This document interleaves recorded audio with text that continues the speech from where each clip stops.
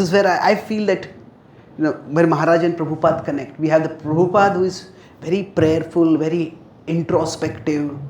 The Prabhupada had his personality. He had the way he spoke.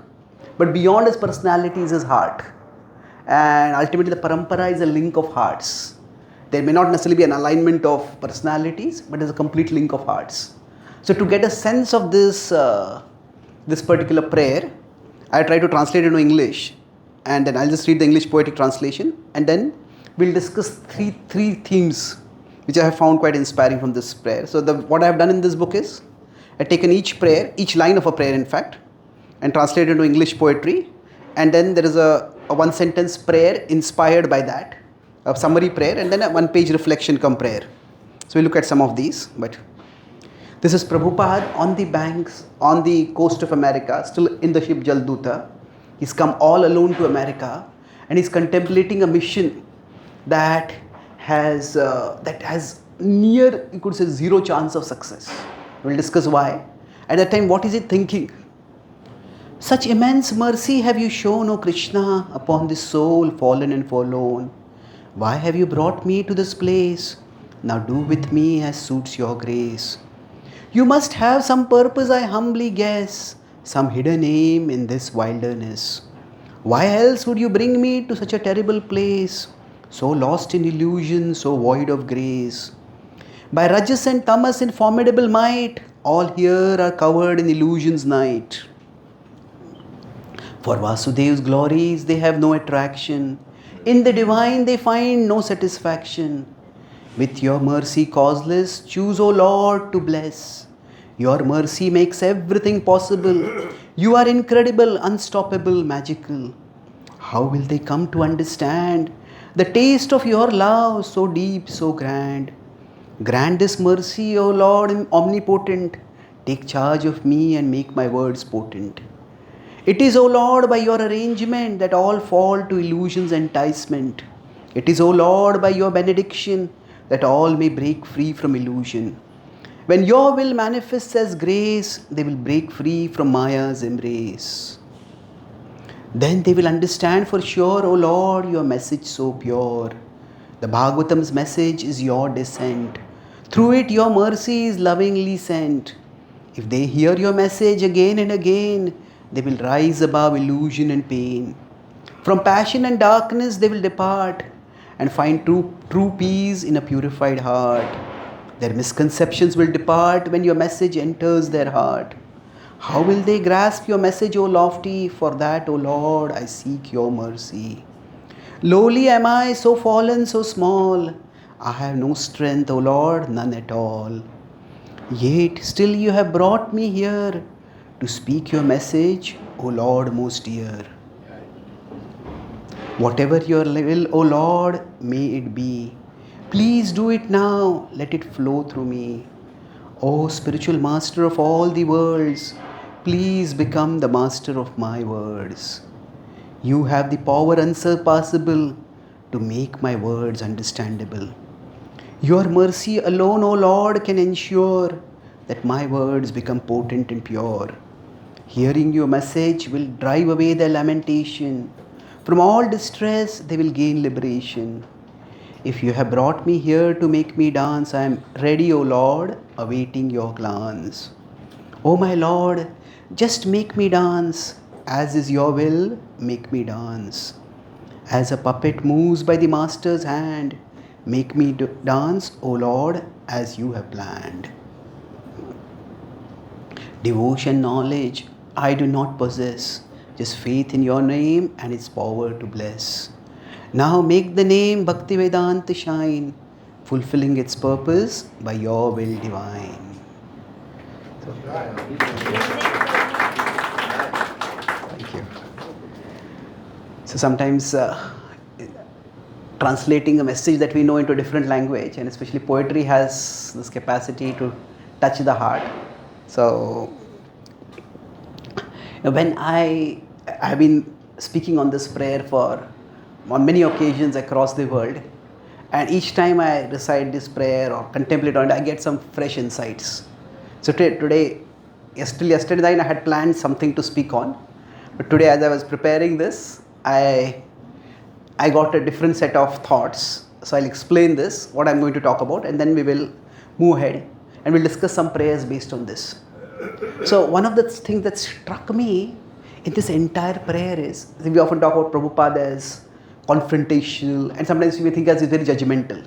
He's very compassionate, but it can seem judgmental. But there is not a single statement speaking negatively about his audience. These people are so fallen, these people are so sinful, these people are so degraded. There is an assessment, but the assessment is more clinical than moral. It's like they are victimized by the modes of passion and ignorance. And if there's any negative statement, it's about oneself. I have no qualifications, I am fallen.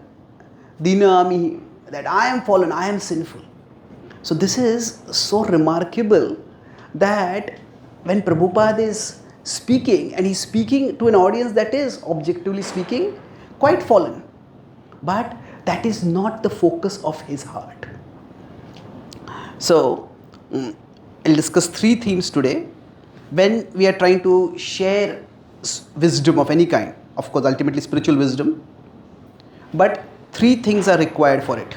And we'll discuss 3 prayers from this which discuss these things: conviction, compassion, and consideration. Conviction, compassion, and consideration. So conviction means this will help, this will work. So if we take a medical metaphor itself, if somebody is sick, a doctor at basic level needs to have conviction that this will help the patient. Compassion, so this will help is conviction.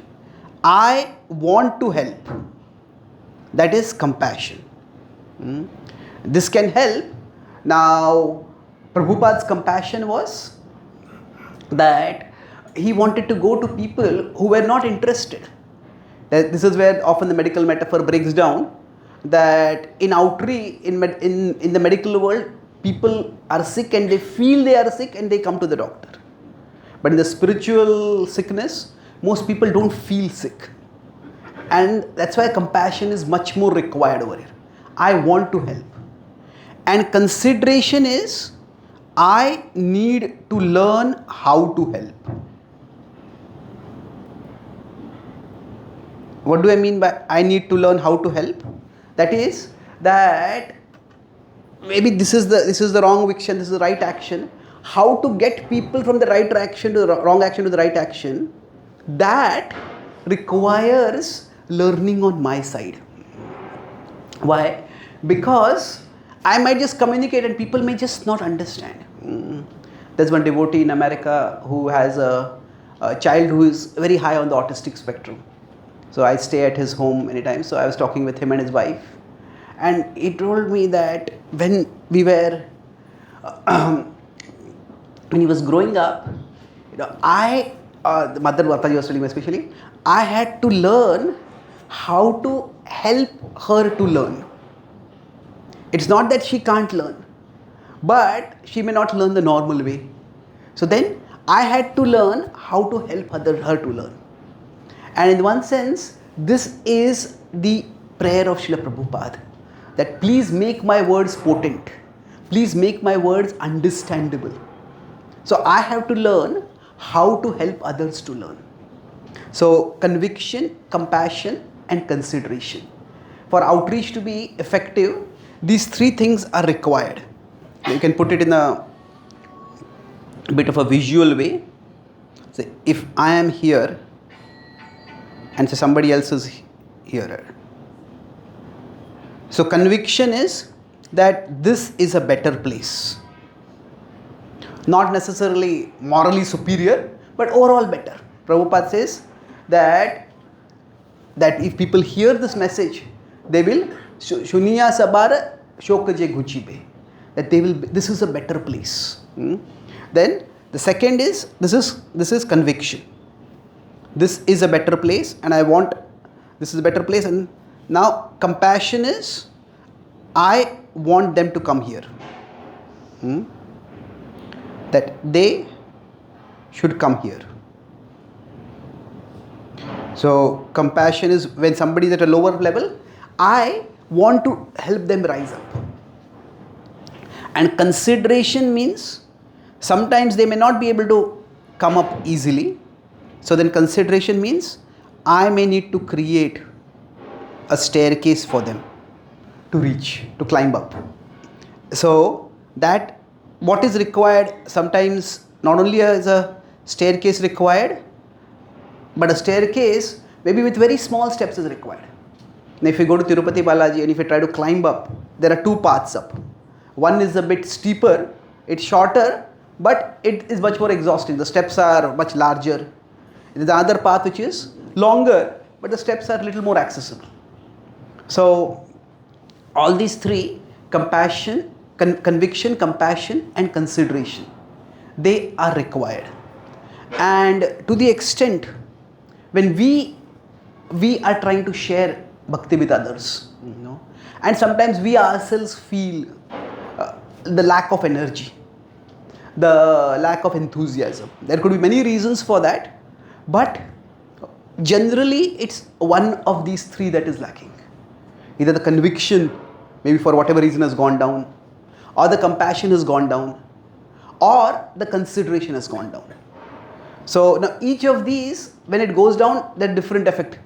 When conviction goes down, that can at a personal level be the most damaging. Because maybe, is this really better? Sometimes it happens that sometimes even among devotees there are conflicts, even in the devotee community there are controversies, and sometimes we may start feeling, how is this different from anything else? Now my life seems to be just as like any other life, but on top of that there are so many other rules and so many expectations. So sometimes the conviction may go down. And then that we are really shaky. It's almost like we are up there, but we may ourselves go down instead of pulling somebody else up. Now compassion may go down means, I have my life, they have their life. Let them go on the way they want, I'll go on the way I want. Why bother? So when that goes down, it's almost Krishna consciousness it's almost become like a matter of personal preference. Some people have a hobby of sports, some people have a hobby of coin collection, some people have a hobby of graphic design. We treat Krishna consciousness like a hobby. This is my hobby. And it's much more than a hobby, but it's almost become like, not that we dislike people, but we just don't care for it. You do what you want, I'll do what I want. Sometimes compassion might be lacking. And I was at one place and there was one devotee, very, very dynamic leader, very visionary, very tireless in his outreach. And I was talking with one devotee under him, and I was saying, so how are you doing? He says, I am suffering from too much compassion.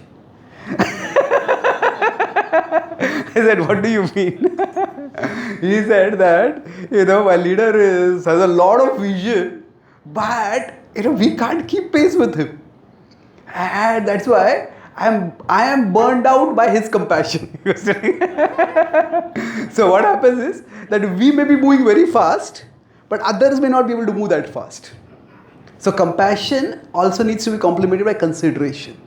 And okay, this is the pace I am moving forward, and I would like everyone to move forward, but if they can't, if consideration is lacking, then even with our best intentions, we want to help others, but we may pull them too fast. And if we pull them too fast, they can get burnt out. So broadly, conviction, compassion and consideration. These three are broadly what are required. So let's, throughout this talk, I want to keep this interactive. If any of you have any comments or questions of course we'll take later, but if you have any comments or reflections, feel free to share those and then we'll move forward. So basically this talk will have 4 parts. This was setting the stage. And then we'll discuss one prayer which talks about each of these: conviction, compassion and consideration. Do we have a second mic by any chance? Yes, Mataji. Can you get Mataji over there? Yes, Mataji, please.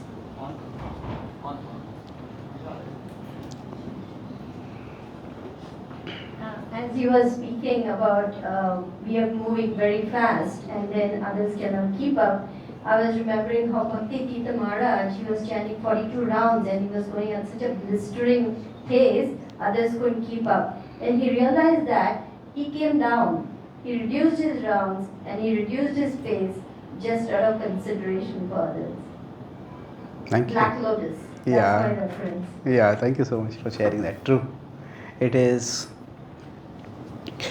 In fact, Srila Prabhupada also, we could say that when he came to India and he saw that Indians were not ready to take up to full-time bhakti the way Americans had taken up at that particular time.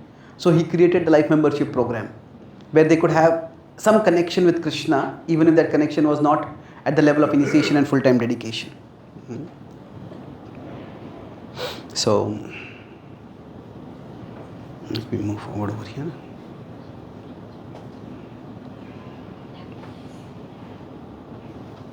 Mhm.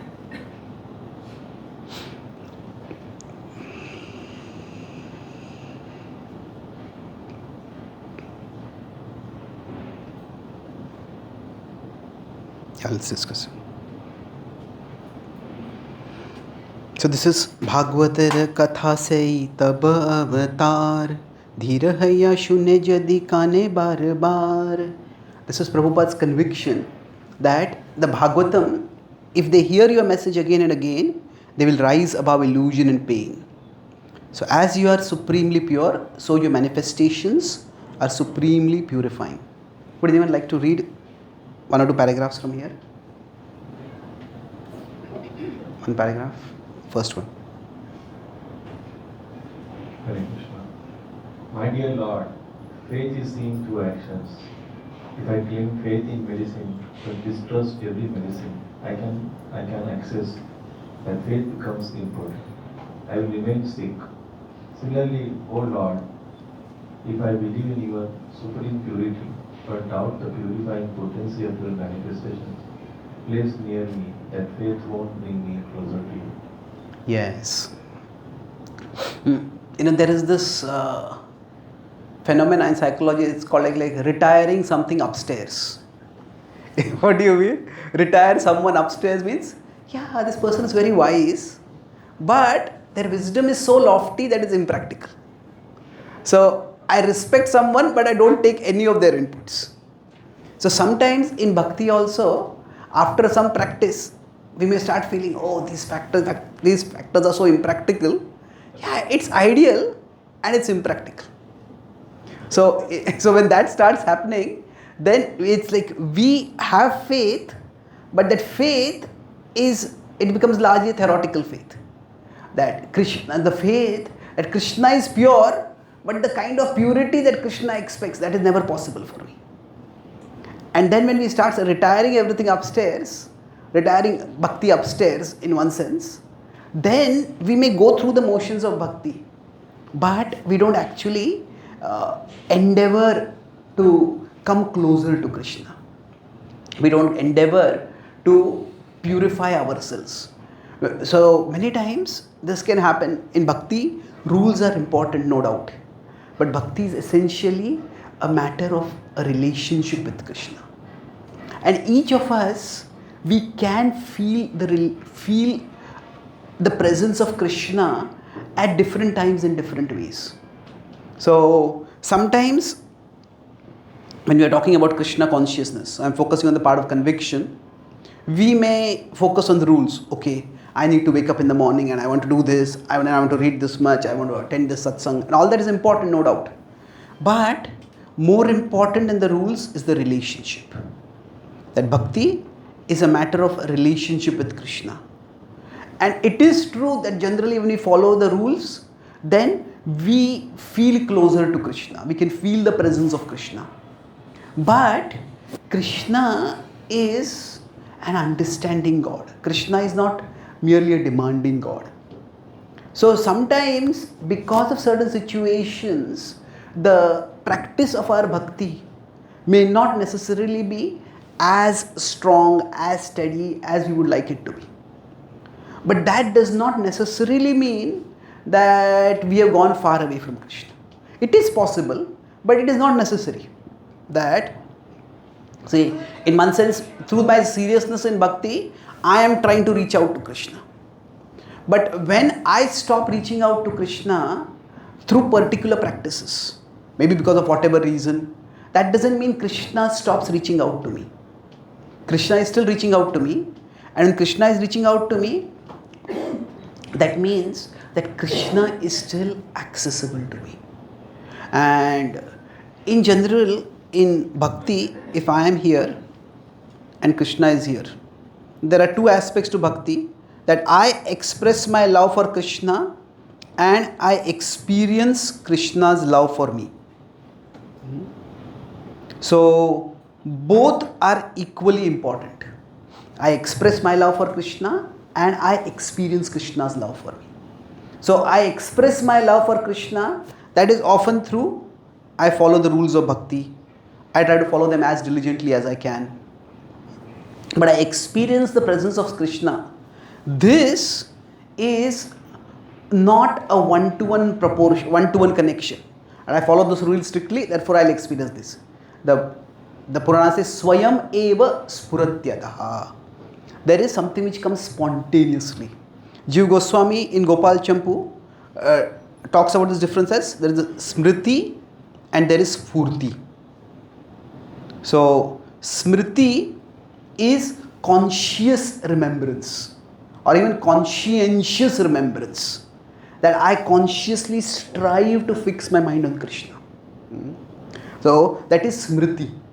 Now spurti is spontaneous remembrance. It is remembrance that comes to us. There are some times when we take darshan of the Lord, sometimes when we participate in some kirtan, sometimes when we hear some katha. We feel as if I'm transported to some other reality itself. We feel as if we are suddenly feeling a great sense of strength or safety or security. So smriti is basically, if this is my chetana, this is my consciousness, and I am trying to bring Krishna into my consciousness. So I am trying to make efforts to bring Krishna into my consciousness. And this is what we try to do regularly. And it is important to do this, no doubt. But spurti is where it is Krishna draws us into him. It is that here it is not that there are many thoughts in my mind and one of the thought is Krishna. At least one thought I am keeping to be Krishna. Krishna becomes so magnetically large that our consciousness gets drawn. And now this may happen when we have powerful satsang. This may happen when we go to some holy dham. This may happen when there is an ecstatic festival or kirtan. But for all of us, these moments when we experience that peace, that joy, that strength, that transcendence, as if I am in a different world, that Krishna is far bigger than the world with all its problems and all its cravings and all its issues. That experience is a very precious experience.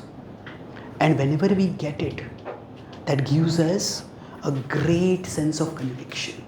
That may not be there at all times. So this is where sometimes there's a difference between head conviction and heart conviction. Head conviction is I can logically argue and establish how God exists, or I can logically establish that God loves me. But the heart conviction is where I have had the experience. So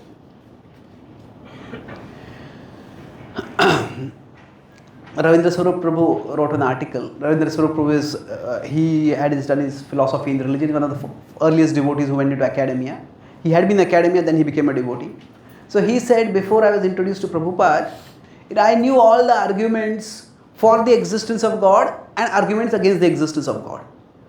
And he said, I could switch, I could make either argument as equally as I wanted. Then I met Srila Prabhupada, I was inspired by him, I started practicing bhakti. And then, after a few years, I felt as if my faith existed inside me, independent of me. What he meant by that was that I still knew all the arguments to critique my faith. And intellectually I could critique it, but that intellectual critique was not affecting it at all. So this is where pratyaksha-avagamam dharmyam. So for us, that conviction, there is the head conviction. So initially, what happens for most of us? The world is quite big.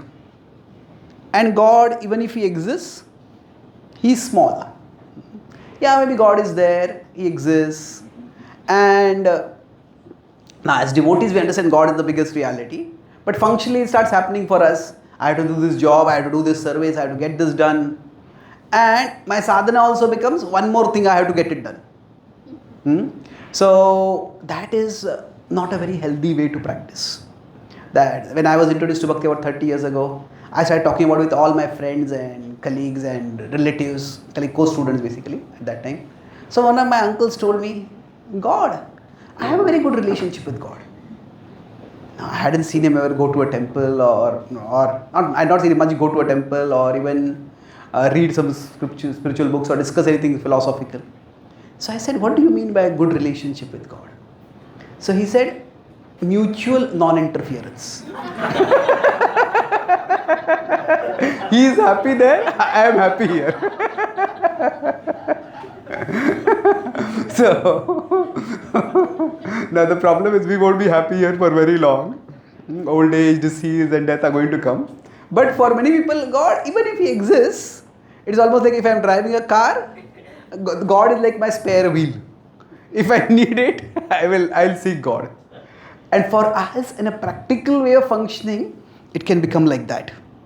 But when we have these spiritual experiences, then the world is real, but the world becomes smaller and Krishna becomes bigger for us. So this is the result of when we get, in one sense, it's the result of spiritual growth. But beyond spiritual growth, for all of us, because the world is constantly coming to us, the world is thrusting upon us. Oh, this happened here, that happened there, this politician did this, and these terrorists did that, and this scandal happened in bank, and now there's so many issues that AI coming up. Will it take away our jobs? Will it do this? Will it do that? The world is constantly coming upon us. So for us, those moments when we have that experience of Krishna, that spurti that we have, it's a great treasure. And conviction is not that most of us, if we have been practicing bhakti for a few years, we lack conviction. We have conviction, but that conviction can get relegated to the background. And then, unless it's brought to the foreground, then we may start thinking, yeah, as I said, I have these issues. People are facing, materialistic people, those who are not practicing, but they are facing problems, I am facing problems. What is the difference? The difference is that we are on the path to a solution. We are on a path, it's like there is a cause of a problem and there is a cure for a problem. Now, if we consider, if I don't know the cause, I don't know the cure. That's the worst situation to be in. Now, as devotees, we are in this quadrant. We know ultimately what is the cause of our suffering. We are in samsara, and we know the cure. That is the remembrance of Krishna. But still, we are in the hospital. And in the hospital, everybody will have pain. So although we are here, we may sometimes start thinking, our mind may make us think, what is the difference between being here or being here or any of the other quadrants? That at a practical level, we still have problems, and at the practical level, we still have to deal with problems.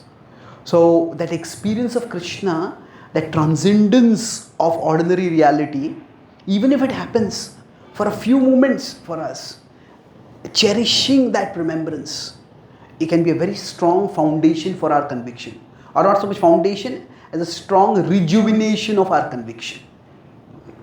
And that's why when we go for yatras or when we have drama festivals or when we have some powerful satsanga, that rejuvenates our conviction. It reminds us that there is a bigger reality.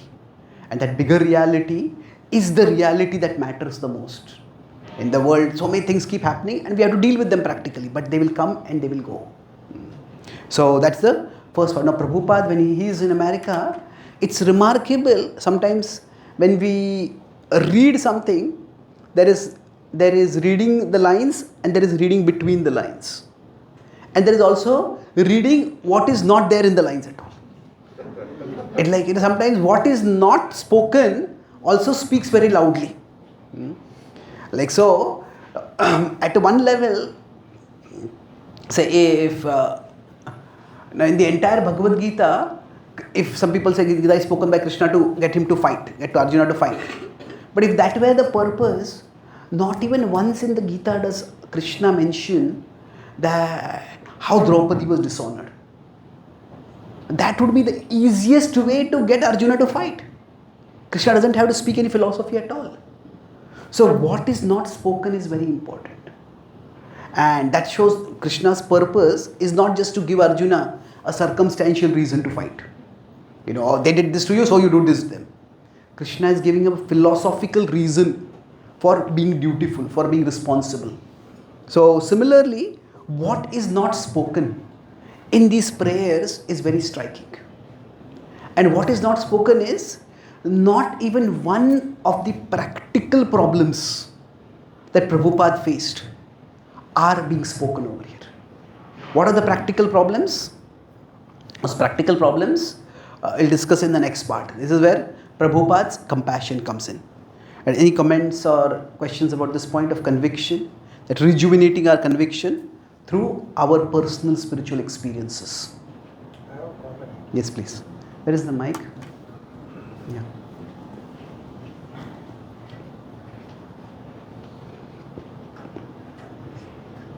I'm just echoing what you said in rules and relationship.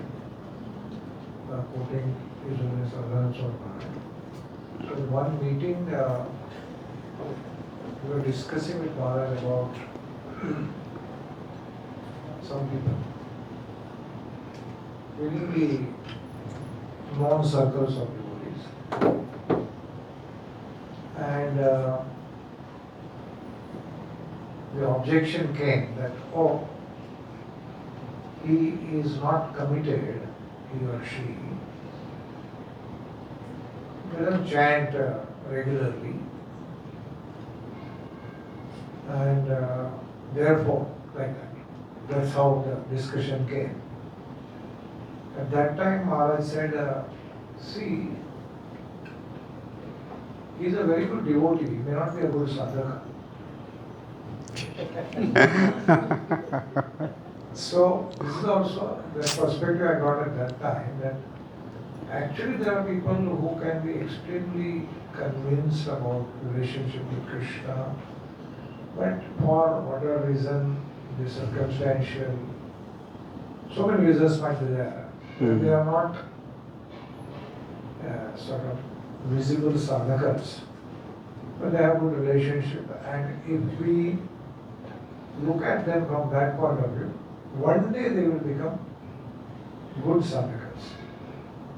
So there was another instance where a devotee child from US, he couldn't chant his rounds because of the punishments he got in childhood. That means whenever he would do anything wrong, the mother would tell him, okay, now you have done this, sit down and chant. So, Oh God. so he Okay. had that phobia of chanting. Chanting means punishment.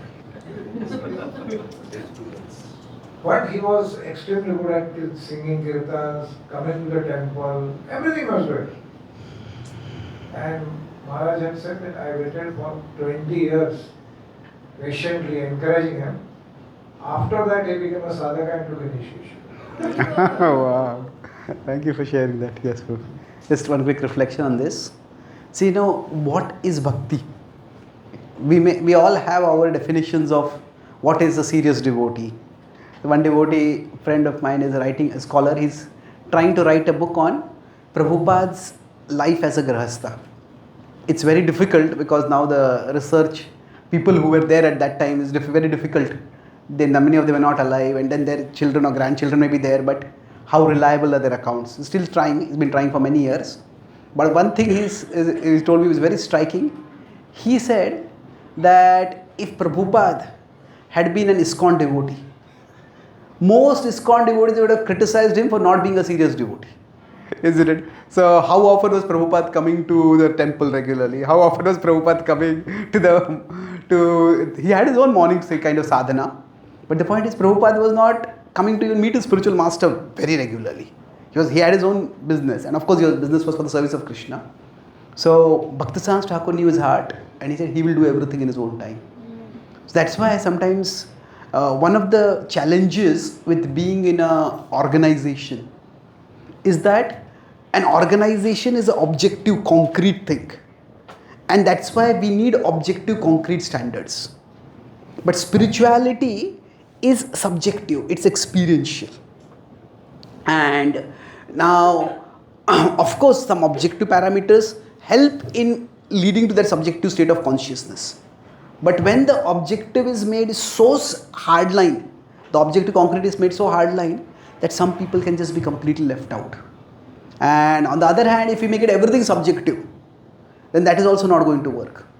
But yeah, there's lots of people who... So anyway, the point I was making is that what is bhakti? And so my understanding, at least right now, it also keeps evolving as we move forward.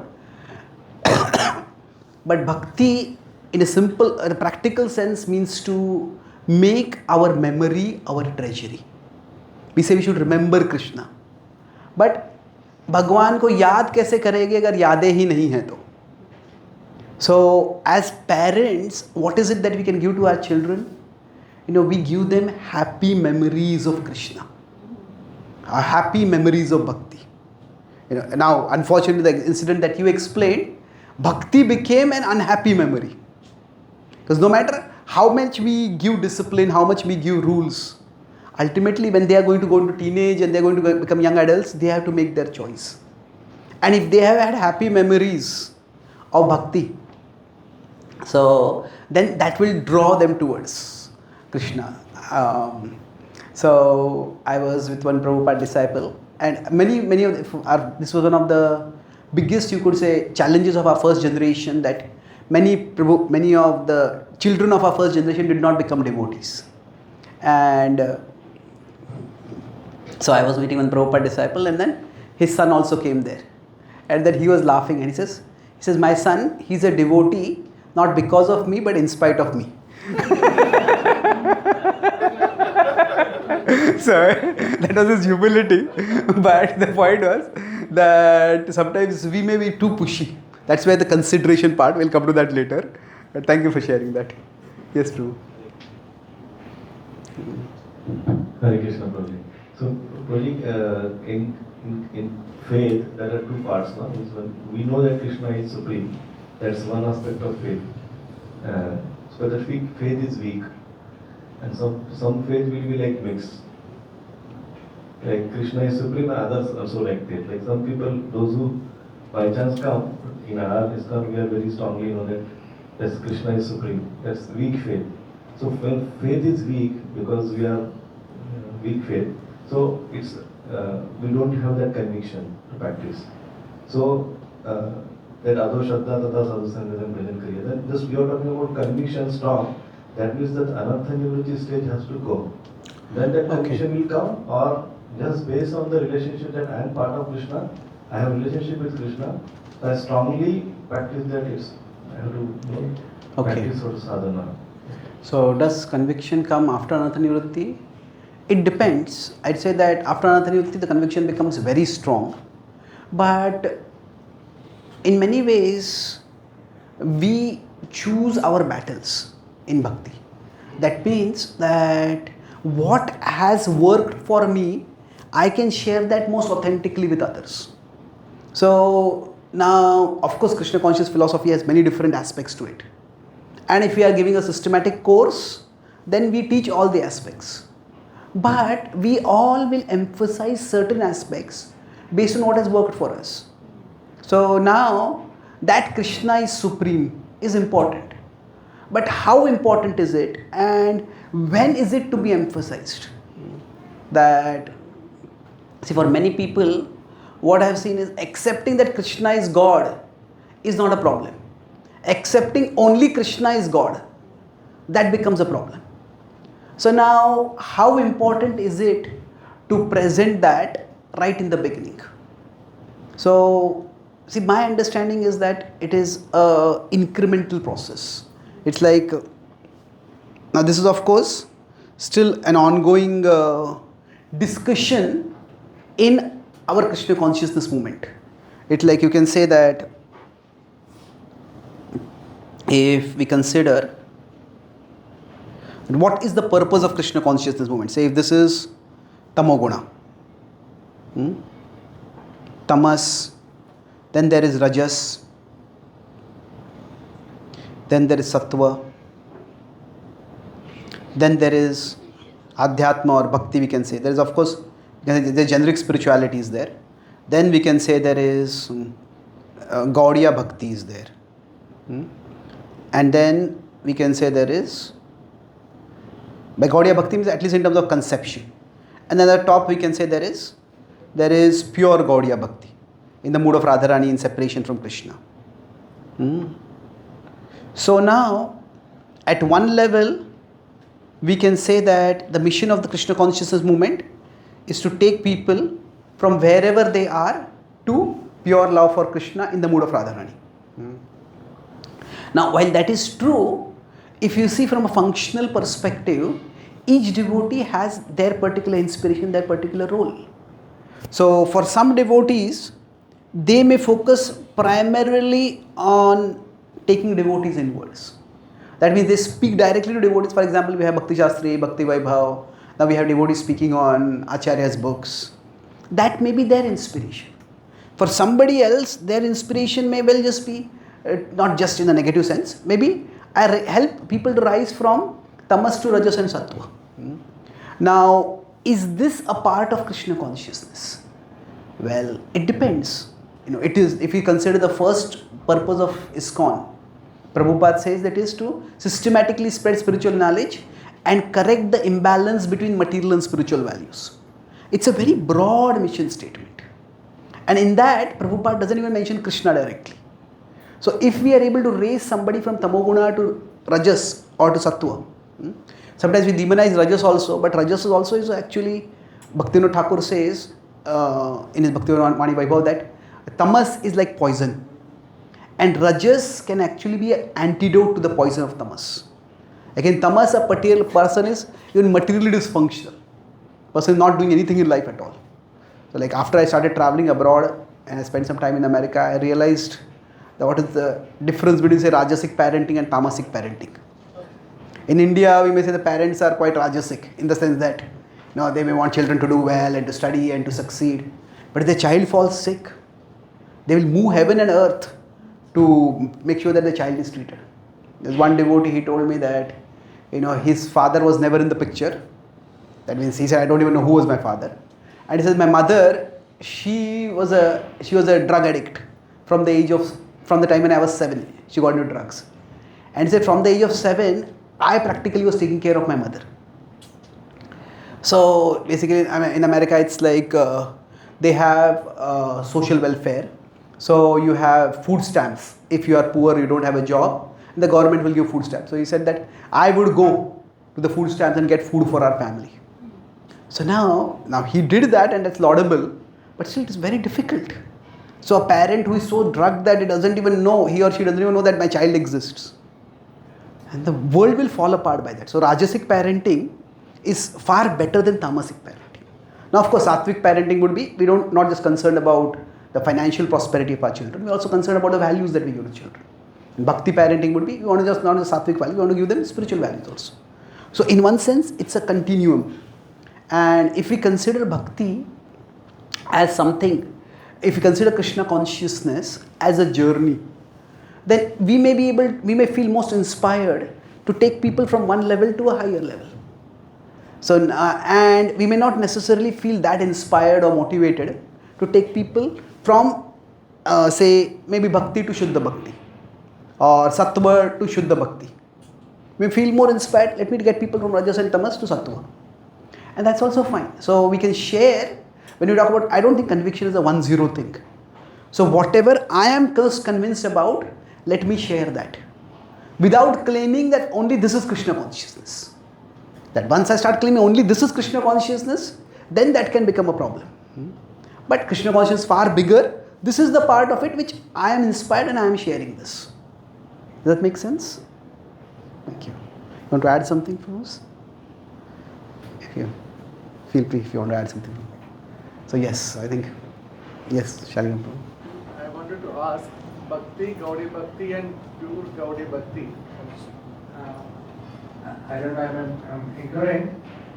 Bhakti means Bhakti is always pure, and it is a practitioner who is with what motive he does. That reflects on the levels of when we say. So the practicing of Bhakti, we are practicing pure Bhakti. Each and every one of us who have joined the Srila Prabhupada's mission. What we got is a pure Bhakti. We are practicing pure Bhakti. And here, Bhakti, Gaudiya Bhakti, these terminologies I have not heard in the past. Okay, I'll explain what I mean by that. Okay, so I'm talking it more from a how do we differentiate say Bhakti and Gaudiya Bhakti or pure Shuddha Bhakti? See, in the Bhagavad Gita itself, in the 18th chapter, Krishna talks about Bhakti in two different senses. See, for example, at one level, in 1849 to 54, he talks about how somebody from Jnana Yoga can come to Bhakti. And there he says, we know this verse, we can recite it together. Brahma Bhuta Prasannatma Na Shochati Na Kankshati Samah Sarveshu Bhuteshu Mad Bhaktim Labhate Param. So here there is a sequence going on. This starts from 18.41 where Krishna talks about Karma Yoga. From 1849 he is talking about Jnana Yoga. And from there he says through Karma Yoga to Jnana Yoga one can come to Bhakti. So Mad Bhaktim Labhate Param. So in this sense, Bhakti is something which is achieved after a long time. Bahunam Janmanam Ante Jnanavan Man Prapadyate. Now after talking about this, so there is a process by which through Karma Yoga, through Jnana Yoga, one ultimately comes to Bhakti Yoga. So in one sense, coming to the realization that there is a personal divinity and that I should worship that personal divinity with love. That can itself be a process by which we come to the destination of that. But then 2 verses later Krishna says that you don't have to do this. He says, I can recite this. Sarva karmanyapi sada kurvano madvyapashraya mat prasadat avapnoti shashvatam padamavyayam. So here Chakravarti Pada explains that this sarva karmanyapi sada, this sarva karmanya means that you can be at whatever level you are and whatever you are practicing. Still, you can start taking shelter of me. That you can start coming to me. Kurvano madvyapashrayaha. So here he is saying that Krishna is giving an alternative way that from wherever you are, you can practice Bhakti Yoga. So in this sense, this is the sense which Krishna will emphasize later in Sarvadharman Parityajya Mamekam Sharanam Vraja. So we could say that, yes, when we say Bhakti is always pure, that is true. But the point is, our level of practice of Bhakti. Now we may still be in Rajoguna or even to some extent Tamoguna. While Bhakti itself is transcendental, our practice of Bhakti can be in a particular guna. And if it is that particular guna, then or rather our consciousness is in a particular guna. And that shapes how we practice Bhakti. So then it says in the Kapila's teachings, it is said that when Bhakti is practiced in Tamoguna, the result is quarrelsome. Like we say, a neophyte is a person who gets into a new fight. Isn't it? Neophyte. Every day they have a new fight, a new reason to fight with others. So now that means Bhakti is transcendental, but practically speaking, both our own personal experience and others' experience of us, that will depend on our level of consciousness. So what I was talking about more is not the principle of Bhakti, but I'm talking more about our level of consciousness and our level of teaching. So when we are teaching, are we giving a message of Suddha Sattva? Are we giving a message of Bhakti? Are we giving a message of Gaudiya Bhakti? So for example, in fact, if you see most of Srila Prabhupada's Bhagavad Gita and even Bhagavatam, it is talking more about Bhakti than Gaudiya Bhakti. That in the entire Bhagavad Gita as it is, the word Radharani comes only twice. You know where is that? In the invocation, and Prabhupada writes Tapta Kanchana Gaurangi Radhe Vrindavaneshwari. So there is no other mention of Radharani. So it comes in the verse and it comes in the translation. So Prabhupada in many ways in the Bhagavad Gita is giving basic, you could say, Vedic and Vaishnava teachings. He's not giving Gaudiya Vaishnava teaching. Maybe there are one or two places where he talks about how we should not worship any other form except Krishna. He's talking that in the Gopi Bhava. But otherwise, so according to forum, we may speak. If you see Prabhupada in the Ishopanishad, he does not use the word Krishna practically any time. He uses the word God, Supreme, Divine, Lord. Lord also does not use so much, but certainly he does not use the word Krishna. What is that? Why is that? Because Upanishads were spoken to a primarily impersonalist audience or a Jnani analytical audience. And if Prabhupada starts with Krishna, they will dismiss him as you are a sentimentalist. So Prabhupada is also strategic that way. So what I am talking about is what level are we what is it that we are sharing with others? So for example, now Gaur Purnima coming up, then we'll speak a little bit more about Gaur Leela. But other times, what we will be speaking may be broad Krishna conscious wisdom rather than specific Gaudiya wisdom. So I'm talking about what is our conviction in terms of what I am most inspired by and what is it that I am sharing with others. Is it clear? Thank you. So let's quickly move to the second part now. I have a question. Okay, Mataji.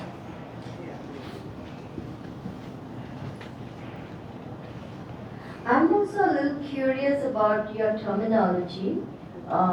You said Gaudiya Bhakti, pure Gaudiya Bhakti. Where have these terms been mentioned in the Shastra? Okay, so when I was talking about levels, I'm not talking about levels of consciousness and evolution of consciousness. What I'm talking about is what is the content of what we are teaching. So from an objective perspective, Prabhupada gave the name International Society for Krishna Consciousness. He did not give the name International Society for Chaitanya Consciousness. He did not give the name for International Society for Gaudiya Consciousness. If you see that when Bhaktisiddhanta Thakur sent his disciples abroad, at that time the basis of their preaching was a book called Sri Krishna Chaitanya that was written by one of his disciples, Nishikant Sanyal, and that was the main book that they distributed. Bhaktisiddhanta Thakur himself had spent a good amount of time writing the book, but he felt that in the West, a book written by an academic professor, this Nishikant Sanyal was a professor in Ravenshaw College at that time, that would have more credibility. And he presented himself primarily as, he told his disciples also to present themselves as messengers of Lord Chaitanya, sharing his message of love of God. Now, the way Prabhupada emphasized Bhagavad Gita in our tradition, nobody has emphasized Bhagavad Gita like that.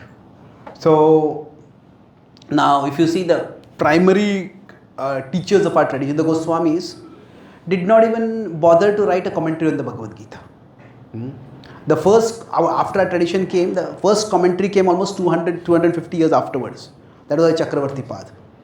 And so the point is that what Prabhupada required, what Prabhupada recognized was necessary for teaching to people. So he presented that. Now, in one sense, you could say that the Prabhupada's presentation had a hierarchy, that his Gita was giving broadly Vedic teachings. His Bhagavatam was giving Vaishnava teachings. And his Chaitanya Charitamrita gave Gaudiya Vaishnava teachings. So in this way, Prabhupada, through the legacy that he gave us the entire ambit, the entire pathway. When Prabhupada said, everything is in my books, this is one way to understand it. So these are objective levels which we can understand from the content of what is spoken. So in the Bhagavad Gita, there are not much Gaudiya Vaishnava teachings. Gaudiya Vaishnavism is a timeless truth, but it was revealed and emphasized at a particular time. So we can't expect Chaitanya Mahaprabhu's love of God in the mood of separation of Radharani to be found in the Bhagavad Gita. You can find some indications of it, but every book has its purpose. So from the content and the context, we can understand these levels. Is that okay? Thank you. So let's quickly move to the two other parts. I'm not sure how much time we have, but we'll try to take it. I talked about conviction. Now let's talk about compassion, and we will not read through the whole purport. Well, let's look, not the whole prayer, but let's look at something. When Prabhupada's compassion comes up, at that time,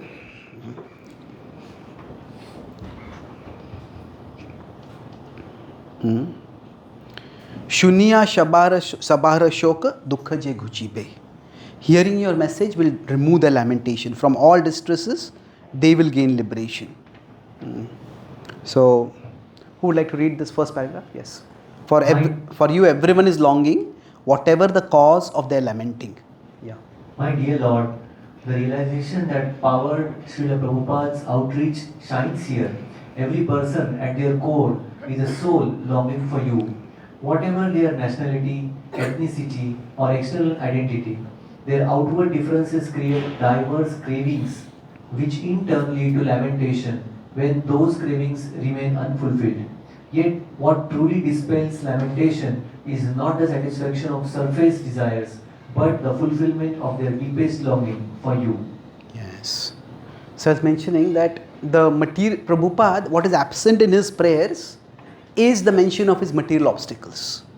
That there are a lot of material obstacles, but in the entire prayers, Prabhupada is not saying, oh, I don't have any money with me, I don't have any followers with me, I don't have any institutional support for me. So Prabhupada's consciousness is based on his conviction that the compassion is coming. So that Krishna consciousness will benefit others and I want to benefit others. So if we consider in many ways, Srila Prabhupada and Srila Prabhupada's God brothers. Now this comparison, I'm not doing it to minimize anyone, but just to objectively understand how difficult Prabhupada's mission was. That if we consider generally in terms of money, that's a fundamental resource that is required. Now there is one social European critic, he said, when it comes to money, everyone belongs to the same religion. What he means is that nobody can do anything without money. Now you see Prabhupada's God brothers, their mission was fully sponsored from India. That means that the Gaudiya Math from India was raising funds and they were sending Lakshmi. So every month they would send a substantial amount of Lakshmi. And for Prabhupada there was zero support from India. That Sumti Moraji gave him that passage to America, but there's no account that anybody sent Lakshmi from India there. It was very difficult at that time because of the foreign exchange rules and regulations also. But there was nobody willing also. So that itself, Prabhupada had no money. Now, not only was no money, there was for Prabhupada, there was no association. Association neither in terms of equals nor juniors also. Now when there were two God brothers, Prabhupada was alone. When Bhaktivedanta Thakur sent his disciples, he sent two of his leading sannyasis together. And the Prabhupada writes in his diary, it's a very moving account of, he later on became so busy he did not have time to write a diary, but he wrote. So he writes the first Gaur Purnima that he celebrated in America. He said, all my God brothers will be in Mayapur or Vrindavan, and they are surrounded with beautiful kirtans and everybody is singing Gauranga, Gauranga. He says, I am all alone here. Nobody even knows the name of Gauranga. But I am here because it was my spiritual master's mission. So, for a person who is deeply devoted to some cause, to be among people who don't understand that cause at all. The greatest loneliness is not physical loneliness, it's emotional loneliness. When we are surrounded by people who don't understand us, it's very painful. So Prabhupada was completely alone. Not only that, Prabhupada had no guidance or encouragement. What do I mean by this? That there were, for his God brothers, there are constant letters being sent by his spiritual master. And in fact, for some of the major occasions, Bhaktisiddhanta Thakur would actually write down the speeches and send to them. And they would, in the forum, read out the speeches. In the past, you may have seen that even now also on some important occasions, people actually read out the speeches. Most politicians, very few politicians give impromptu speeches. They have these dictaphones which are probably portraying the speeches at different places and they read it out. Actually, so for Bhaktisiddhanta, them, they had constant guidance from Bhaktisiddhanta Thakur.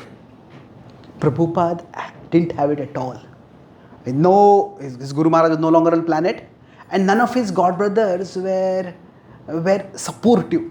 A few of them had appreciated, but most of them, they were caught in their own world. So there was no one that Prabhupada could turn to. It's not for guidance, not for encouragement. It's not even for like sharing his successes. That after, say if we have a very nice program, we may take photos and send it to our friends, this program went very nicely and this happened like that. But there was no one to share it with. So Prabhupada, in that sense, was completely alone.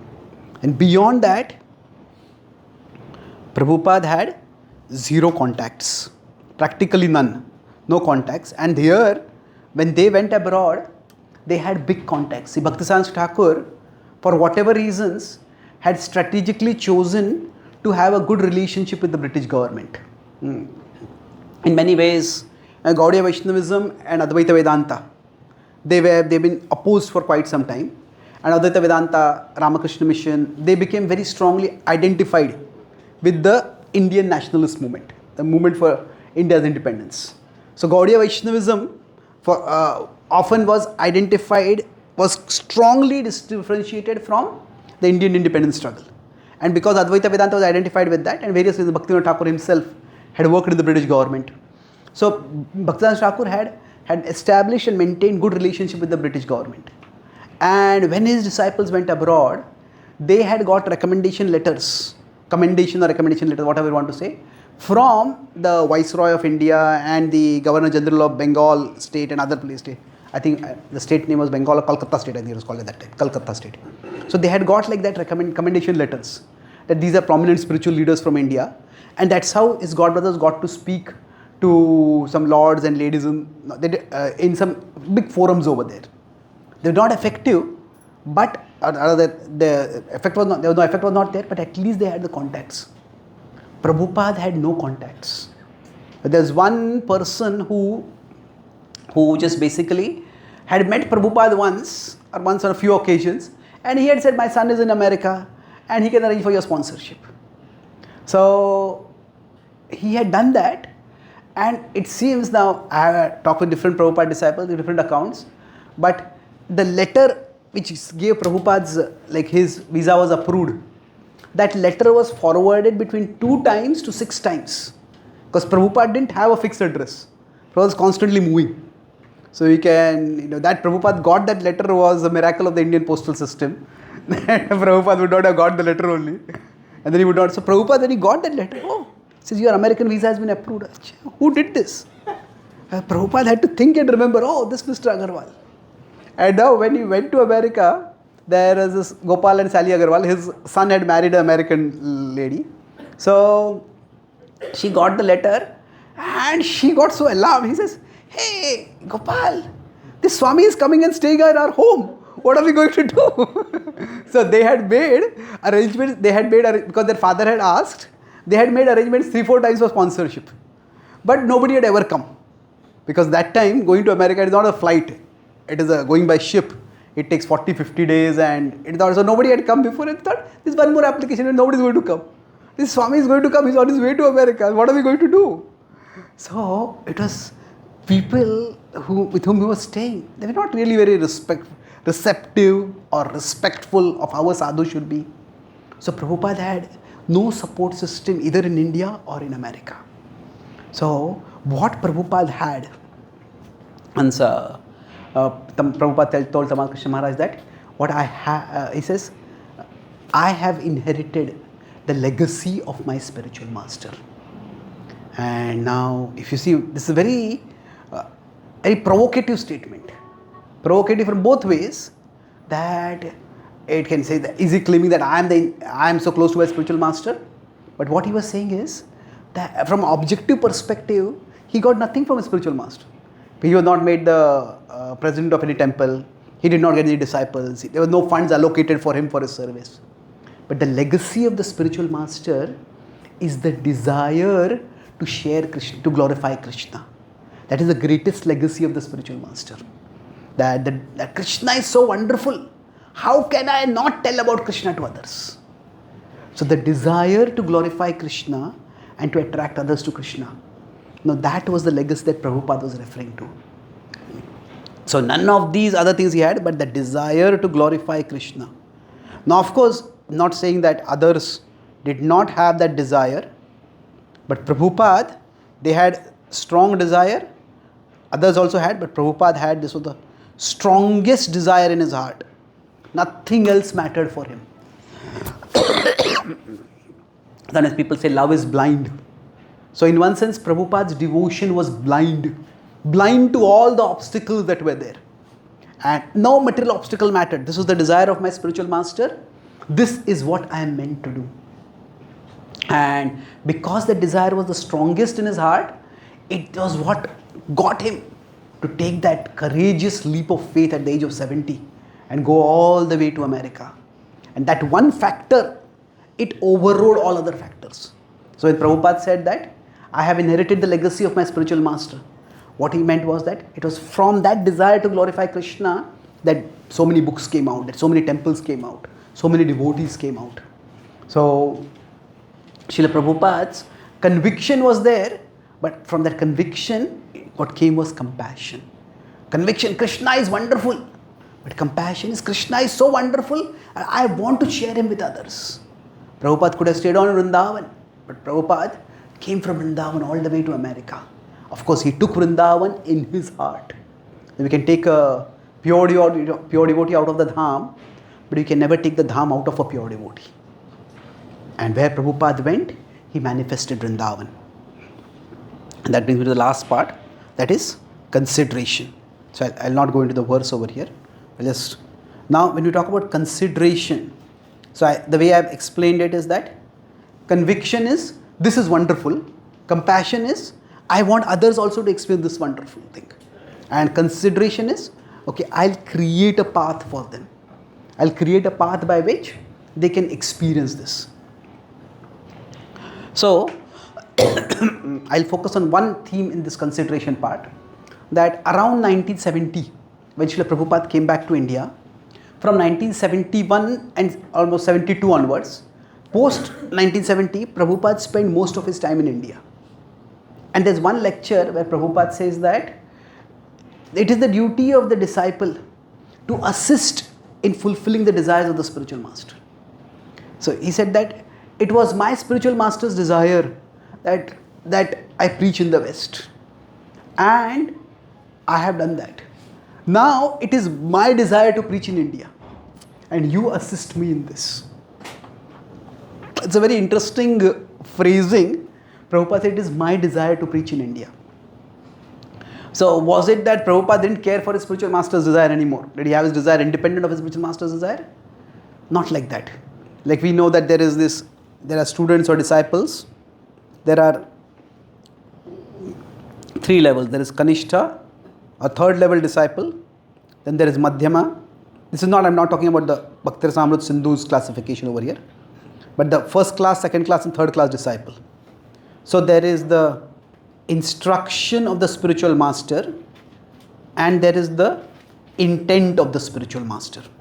There's the letter of the law and the spirit of the law. So the word of the law, and word of the instruction, the spirit of the instruction. So the 3rd level person neither follows the instruction nor understand the intent. So doesn't follow anything at all. The Madhyama level follows the instruction but does not understand the intent. May move from, either doesn't understand the intent, understand the intent, it can be a range. But for the 1st level, the instruction is important, the intent is important, but the intent is more important than instruction. Like we have the example of Chaitanya Mahaprabhu every time telling Nityananda Prabhu, when he would come to Puri, don't come next time. You stay in Bengal and you preach in Bengal. And every time Nityananda Prabhu would come again. And Chaitanya Mahaprabhu very happy to see that. So, and then again when he would be going, Chaitanya Mahaprabhu would say, next time don't come. And again he would come. So the idea is that sometimes the spiritual master's heart may not be exactly expressed in the words. So Prabhupada understood that his spiritual master wanted him to preach in the West. But Prabhupada also understood based on his own experience that the Western culture was so different from the culture that was required for sustaining Krishna Bhakti. He felt that the devotees from the West would have to have a foundation in India. And in the holy places of India, in general in India, where they would be actually nourished and then they could go back and continue the practice of Bhakti. So in that sense, he knew his Guru Maharaj's mission was not just go to the West and give some lectures and come back. That's also good. But he wanted to create a lasting legacy. And for that purpose, he felt it was India that is important. And although at that time, for whatever reasons, Prabhupada's outreach in India was not that successful in terms of making lots of people become devotees. It was spectacularly successful in terms of how people appreciated him. He was a spiritual sensation, we can say. But what happened in India, so the point I'm making is, Prabhupada's focusing on India is an aspect of his consideration for his Western disciples, that they will need a place for rejuvenation. And so Mayapur, Vrindavan, and even Mumbai also, the Juhu temple, he had big plans for that. So it was all for the purpose of rejuvenating his disciples. But then when he saw, when Srila Prabhupada in India, what happened was that he was very much appreciated. But he was appreciated not so much for who he was, as much for what he had done. That means Indians did not appreciate him so much as their spiritual teacher. As they appreciate him as their culture's global teacher. These Western people, they had ruled us for so long, and now they are adopting our culture. And this Swami is the person who did that. Before Srila Prabhupada, there had been other spiritual teachers also from India who had gone. But they had focused more on the wisdom part, not on the culture part. And that's why their followers had not come wearing dhoti kurta or saris. So it did not create as much of a sensation. So Prabhupada saw that this is what Indians are ready to take, then that's what I will give them. So they appreciate him as a cultural teacher. Prabhupada said, then he created the program for life membership, where they could contribute financially, they could help in building the temples, and they could come and stay in the temples and get a gradual pathway to grow. So this is where Prabhupada's consideration, that means that you could say in one sense, if somebody is here, this is here, if somebody can leap up all the way, that's great. So in many ways, Prabhupada's Western disciples, they took that giant leap. From wherever they were, they became full-time devotees. But for Indians, Prabhupada created a gradual staircase by which they can come at their pace. And while the life members themselves did not take up bhakti, most of them did not, but they helped in the first generation building temples. And from the late 1980s onwards, Krishna consciousness in India spread enormously.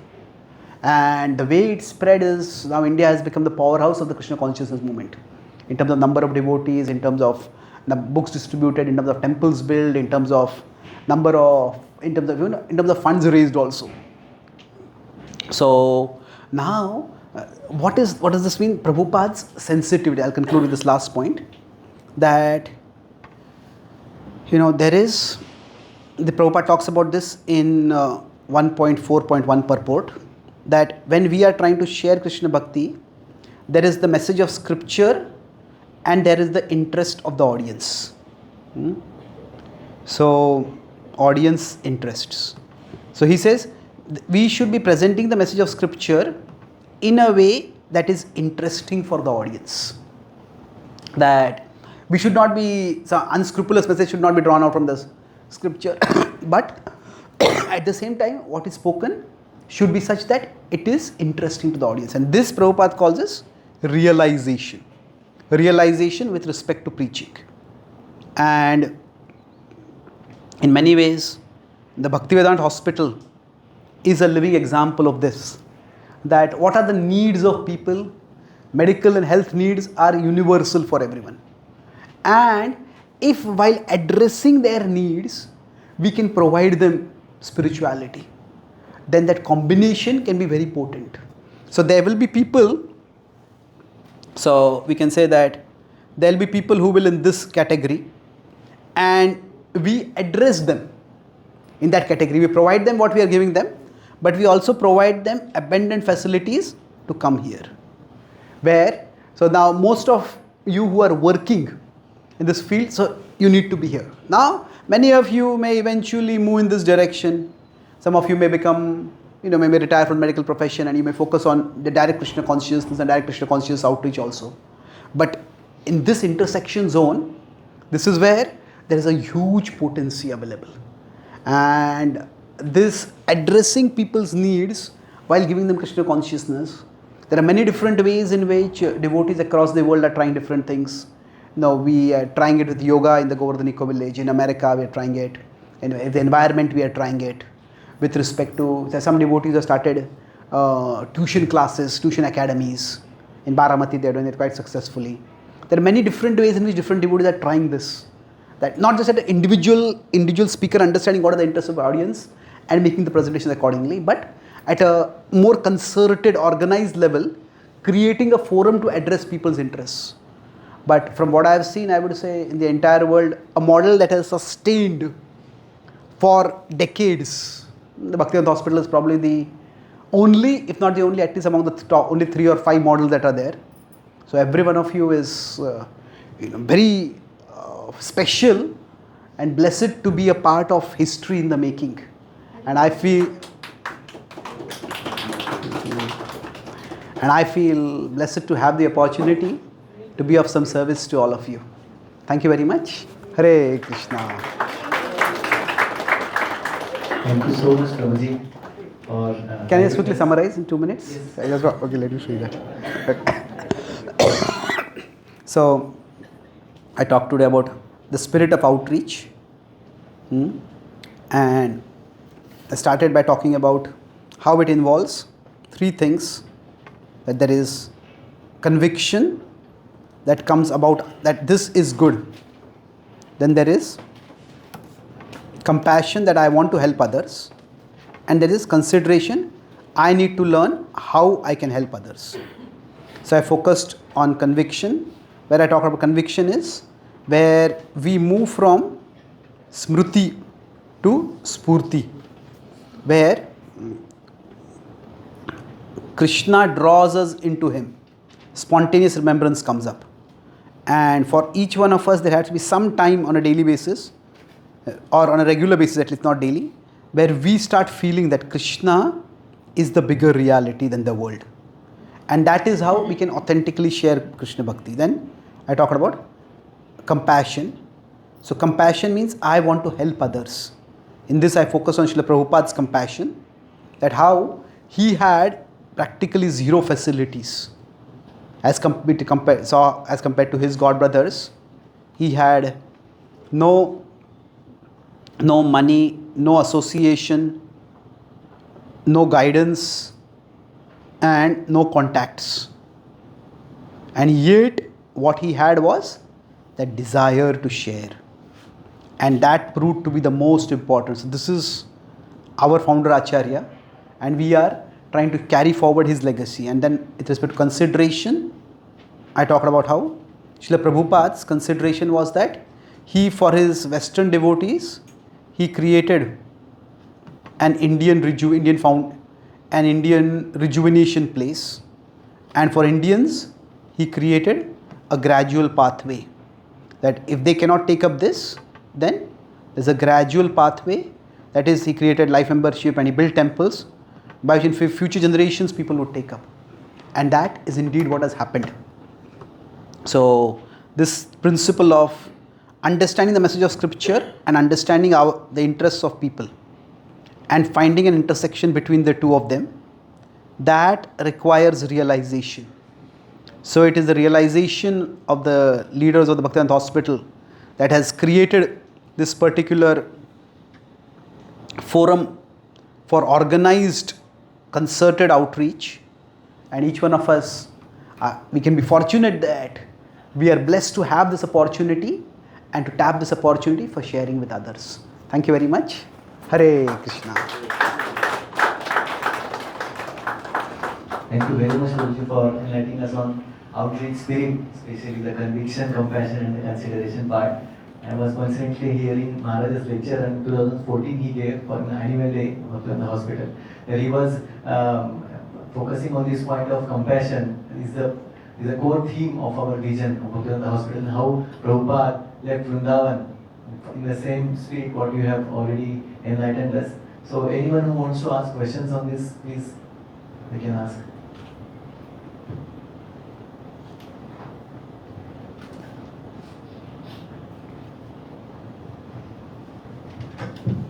Hare Krishna. In the sequence of this conviction and compassion, sometimes I feel that I'm taking decades to get convinced and to have some compassion. So in this forum where the vision and mission is the main thread which is tying us together, how to get that compassion or that missionary spirit when we are tied up in our daily family, personal, professional life so much that hardly little juice is remaining in it to spare, to give, or to share with others. In Prabhupada or Chaitanya Mahaprabhu, they took sannyas to share the compassion to others. How can we do in a practical life or professional life, most of us? Yeah. So, in our life, it's very difficult with all our schedules to exhibit compassion and to share with others. It is definitely a challenge. I think in India also it is there. Like people, when it comes to a weekend, thank God it's Saturday, or thank God it's a weekend. So I was talking with one devotee in America. He was telling me that whenever it's a Monday, our weekends are busier than our weekdays because we have so many programs. So I say, thank God it's Monday. And the weekend has got over now. Because sometimes we can have lots of services and lots of responsibilities. And at a practical level, it is a challenge. And Krishna is an understanding God also. So if there are phases in our life where some professional responsibilities or some family responsibilities require time, then we shouldn't live forever with a guilty conscience. That as devotees, if we are not able to do something, then we shouldn't be crushed with guilt. That longing, there's a difference between longing to do more for Krishna and feeling guilty for not being able to do. The longing is positive, it will draw us forward. But the guilt will burden and crush us where we are right now. Now Prabhupada was doing his business, and Prabhupada met his spiritual master in 1922, he took initiation in 1933. And he actually started focusing on outreach in the 1940s. After his spiritual master departed, he started writing Bhakti to Godhead, and then 1950s he took sannyas, late 1950s. So the thing is that we may not be able to do as much as we would like to at present.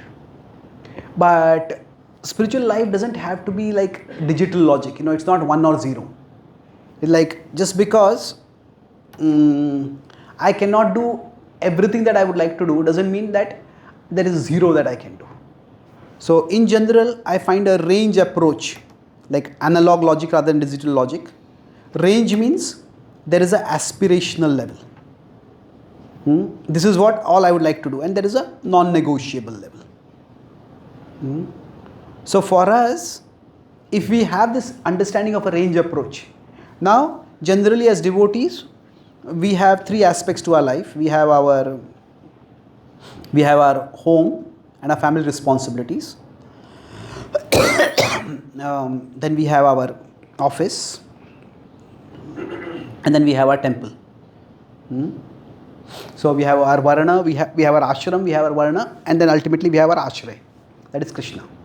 So Yudhishthir Maharaj is told by Narad Muni that he says that don't do any one of these so much that the others are neglected. So if we are here, in one sense, there is our home, there is our office, and there is our temple. So now if we consider, in each of these we can have this range from aspirational to non-negotiable. So aspirational could be, I want to grow in my career and I want to learn this and I want to develop this skill and I want to spend this much time on this. Now, if we try to be at the aspirational level in every area of our life, we will crush ourselves, because every area can be expanded. Now, some people can become workaholics and they can neglect what is because of their spirituality. They can neglect their family, even their health also, in the name of workaholism. So, life is about balancing that I may choose to focus on one particular area of my life at present. Maybe for this month, for these few months, for this few years. But even when I am at an aspirational level or I am going toward the aspirational level in one area, I need to be at the non-negotiable in other areas. So trying to understand what is aspirational and what is non-negotiable. That requires some inner homework. Once we get that understanding, then we can decide, okay, for this particular time, this is what I am focusing on. And that focus can also change with time. If there is a big festival coming up, then we may decide I want to focus more on my spiritual side. Then if you're going for yatra, we focus more on the spiritual side. At other times, if there is something non-negotiable, we maintain that. So that adjustment is required. But the thing is that if we are constantly staying at the non-negotiable level, so one extreme is to try to always be at the aspirational level, then we will feel suffocated by that. We will feel crushed by that. Only at the aspirational level. Or if we stay only at the non-negotiable level, then we will start stagnating. We will even start degrading. Because the non-negotiable will go down, down, down, and will go further down. That's why through our own internal, you could say an internal compass or an internal contemplation, taking guidance from senior devotees, we can decide how we can push ourselves upwards. So make sure the non-negotiable is there, but we try to move towards the aspirational in all areas of our life. Does that answer the question? Thank you. Any other? Hare Krishna, thank you so much for a really big class. So really, when you focus on compassion, like you mentioned about someone is at tamasic level, we're bringing them to a sattvic level. So when we do strategy of this, preaching, because we know suddenly giving the bhakti is also difficult. But our mind is always, want some output, or they are output oriented or something like. We don't feel that we are given aggressively to them, they will become devotees later. So what should be our strategies, like to bring them to tamasic level to the level of sattva, or should we focus on the bhakti aspect? Because what we understand from our spiritual masters, that they preach, but for us, because of lack of that much purity, so when we try to do, we should have clarity what we are bringing from a person from tamasic level to sattva is also very good, for us, fulfilling or satisfying, showing that compassion. Yeah. So if we are doing outreach, people may not come to bhakti, but then we may not feel satisfied because there are no tangible results if people are simply being elevated from a lower mode to a higher mode. Yes, I think this is a challenge that is universal. What should be our definition of success? Now, there can be different definitions of success for different devotees also. So, when I was from 2014, I have been doing extensive traveling outreach. So before that also, when I was in Pune, I was also traveling to various youth centers. But when I started traveling abroad, I asked Radhanath Maharaj, how should I rate the success of my traveling preaching? So Maharaj laughed and said, if you are invited again, you are successful.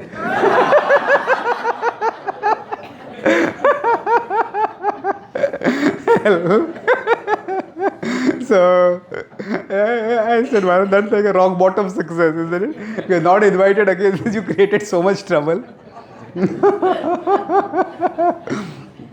But then Maharaj said that he, he said that every project is like a flower bouquet, and within that flower bouquet, the leaders of the project, they will want more and more flowers to come and be a part of their bouquet. And he said that the leaders will decide whether they want you to be a part of their bouquet, and you have to decide which bouquets you want to be a part of. So I found this a very beautiful example, because every project, if you go to, it has its own moods, it has its own priorities, and they are shaped. Prabhupada made the Krishna consciousness movement to be like a joint nuclear family. To use what I mean by that is that each temple is like a nuclear family. Each temple or each center is largely shaped by the vision of the leader. And Prabhupada gave autonomy like that. He gave, because ultimately it's a matter of inspiration, not a matter of legislation. So he gave autonomy to each center, but then we are all connected together. So it's like a joint nuclear family in that sense. So it is joint because you're all part of the same community, same larger society rather. So now, so basically what he said to me is that you look for which places you are inspired to go, and you look for where you have impact. So in one sense, this you can say as guna and karma. Guna karma vibhagacha, Krishna says, if I have the guna for something, I will feel inspired to do it. This is what I am drawn to do. So some places there are more, my classes are generally more analytical, intellectual. So where people are more well educated, people are more having the ethos of studying scripture, that's where I would like to go. And then I also see where I have some impact. So I think for all of us, this is a broad principle. What would be our definition of success in bhakti? Now, our definition of success in our outreach. So we need to consider both of these, that what is it that I feel inspired to do, and where do I have an impact? And generally, if we are a part of a larger project, then it is quite likely that we work through the project, we may have a greater impact. Because through the project we get some resources. Say if you have to start your own program, then you have to arrange all the logistics. But if you do a program which is happening in the hospital, you become a preacher over there, you already get some audiences. So generally our impact may increase if we work through some existing forum. But sometimes we may have an inspiration to do something we want to present in a particular way, we want to teach a particular thing. Then we do it our way, maybe the impact will not be that much, or we have to wait for the time for the impact to happen. So I think each of us, we have to see the inspiration and impact, and then based on that decide. So now for some people it may be that this is what my spiritual master has told me to do, and that's what I'm going to do. Even if there is no impact visible, but this is what my spiritual master told, that is my inspiration, and that's what I'll continue doing. But ideally, we try to find an intersection of both inspiration and impact, and that's how we move ahead in deciding how to contribute. Okay? Just a follow-up question to this. That outreach spirit, as you said, and this kind of inspiration and impact, and we have to decide which way we can contribute better. And this is about the outreach spirit, and it is intimately connected with our personal spiritual growth as well. So whether, like you said, that our ultimate prayojan is having the pure Gaudiya, achievement that we want to go to it, but how we have to measure, like that particular prayojan, whatever outreach spirit helps me to do reach there, should I choose that, or whatever is helping others better, should I choose that? Like for example, you travel all over the world, you are basically focusing on Bhagavad Gita. In the hearts of the hearts, you know that you are a Gaudiya Vaishnava follower, so you have your own personal sadhana and other things. So how do you balance, and how we should look at these things? Good question. So there is something which is required for the audience, and we speak accordingly, we focus on that. But there is something required for the nourishment of our heart also. So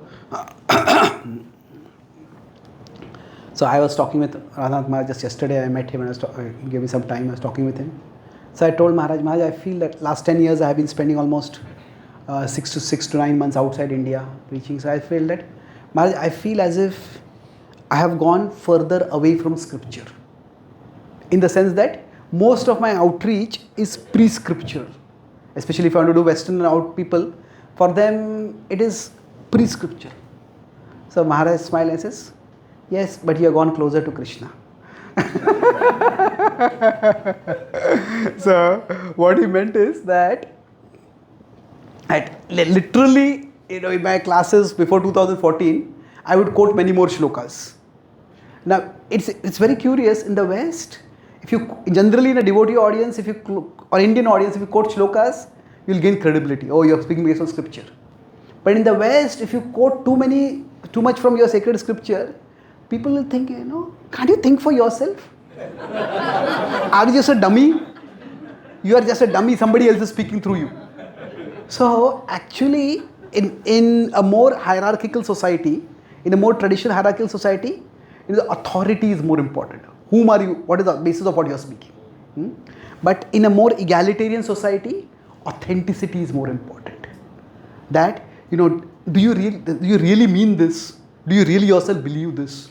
Do you really live this? So, in one sense, sometimes our service may require us to focus on certain things. So, some devotee who is, say, doing Go Seva. Now, if they are doing Go Seva, they may not be necessarily chanting Krishna's mantras so much, because Go Seva is also a whole universe in itself.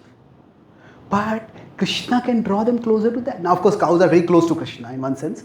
So, we can easily connect cows with Krishna. But each service we go into, like when they started the Govardhan Eco Village, when you went to environment is a whole universe in itself. I don't see it immediately connect with Krishna. Definitely nature is close to Krishna, but it's a universe. So I think each one of us has to find out where both of these can work together. So we also need to feel nourished, but we also need to make sure that others are nourished. So now sometimes the two may be separate. Now I was just talking to Gaur Gopal Prabhu, and he has his, Gopi Gita is his favorite song, so every day he recites that, and every day he does his own sadhana very rigorously. But he loves Gopi Gita, but what he is speaking, he doesn't even mention Krishna in what he is speaking. So there's a huge difference. That's what the role that has evolved for him, the forum that he is speaking, he cannot speak about Krishna over there. So sometimes our impact on our inspiration may be very different. And if that's what is required, that's what is required. But if ideally, somewhere there has to be an overlap. So I think we may be inspired by 3-4 things. We may have an impact in 3-4 areas. Now 1 or 2, there might be a big disjoint between them. But at least 1 or 2, at least there is some overlap. So that's how we move ahead. That makes sense? Thank you. I don't know what time we should stop, because We are stopping just what you said, Toby. Like Paras, then you are close to Krishna. That means we are pleasing to spiritual master. That your seva has so much given pleasure to spiritual master. That's why you are close to Krishna. Is it that understand? I don't know whether what he meant by that. I didn't get to. I was a little taken aback by that. But what I felt, at least what I understood is, or the way I reflected on it is that Krishna can attract us in many different ways. So it is not just the letter of scripture. It's you can be speaking about Krishna's message without necessarily being speaking on shlokas. So before that I was teaching Bhakti Shastri, Bhakti Vaibhav quite a bit. But now I am not teaching those things. But still we are sharing Krishna's message. So in that sense, that's my understanding. Hare Krishna. So during the talk, like you mentioned about the conviction. Okay. So if I am convinced by something in the process, okay, whether it may be a process, scripture, whatever.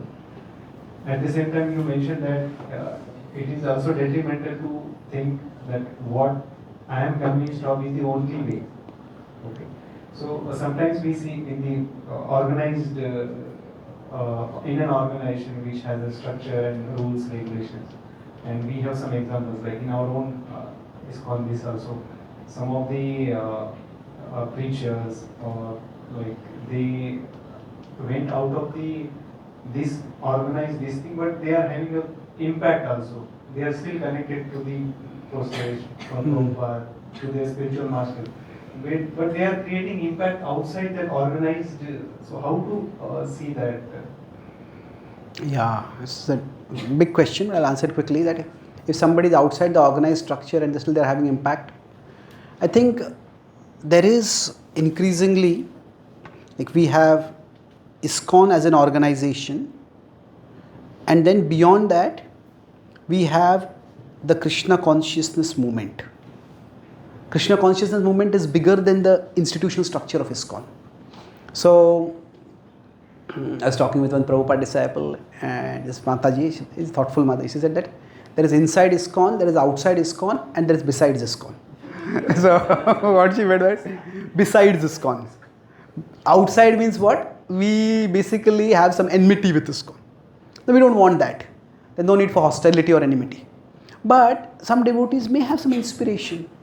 And there are letters of Srila Prabhupada in the 1976-77 where he says that, because what happened at that time, the hierarchy was very difficult. Because say Prabhupada made some devotees GBC, Prabhupada made some devotees gurus. But many of them, those working under them were their equals, more or less. And it is very difficult to have your equal as your authority. So Prabhupada, there are letters where Prabhupada says, if you cannot work with the GBC, that is fine. He says, but he said two things. He says, if you do preaching, I'll come to your center also. But he says, many things, but two main things he says is, don't use the name ISKCON if you're not working under the GBC. And he says, don't create conflicts with the GBC. So the world is a big place, and there are ways in which devotees may want to share Krishna Bhakti. And see, there are two very different things, that I am convinced about this and I want to do this. And I am convinced about this and everybody who is not doing this is wrong. So that second becomes a problem. So if we feel inspired to do something, and time will tell, if it is successful, others may also adopt it. Because Krishna consciousness is dynamic. And if it doesn't work out, then we ourselves will learn. So, like we say, sometimes we cooperate, and sometimes we cooperate. Cooperate means I operate here, you operate there. But the thing is, don't fight with each other. Don't fight with each other, because so I think that not only sucks our energy, but that ruins the spirit of everyone. So the world is big enough that different devotees of different spirit can share Krishna Bhakti accordingly. Okay. So thank you very much. We'll talk later.